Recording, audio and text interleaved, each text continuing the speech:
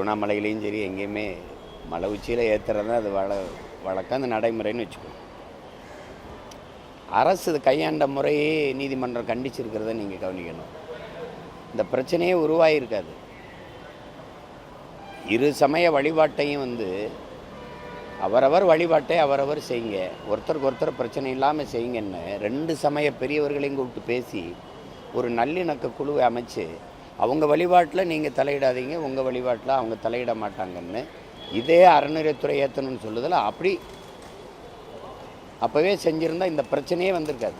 பாருங்கள், நீங்கள் வழிபடுகிற தெய்வங்களெல்லாம் நமக்கு அரசியல் பிரச்சனையானா அப்போ எப்படி இருக்குது? மக்கள் அரசியலை நோக்கி என்னைக்கு நகர்றது? சொல்லுங்கள்.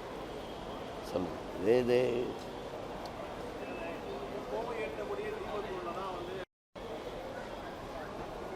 அவங்க சொல்கிறது என்னென்னா, பன்னெடுங்காலமாக வழிபட்டு வந்த அந்த விளக்கேற்ற முறை இடையில் நிறுத்தப்பட்டிருக்கு, இப்போ வேணுங்கிறாங்க.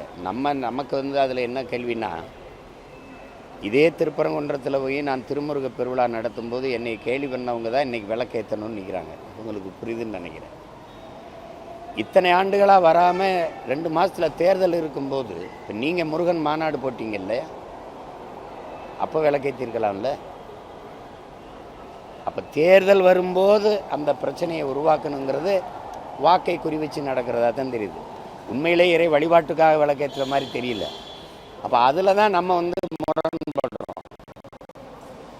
இருக்கிற ஒரு நல்லிணக்கத்தோடு வாழ்ந்து இருக்கிற ஒரு தமிழ் சமூகத்துக்கு இடையில் அற்ப தேர்தல் அரசியல் லாபத்துக்காக இந்த பிரச்சனைகளை உருவாக்குவதை எப்படி இதை ஏற்கிறது, ரசிக்கிறது? அதனால் அதில்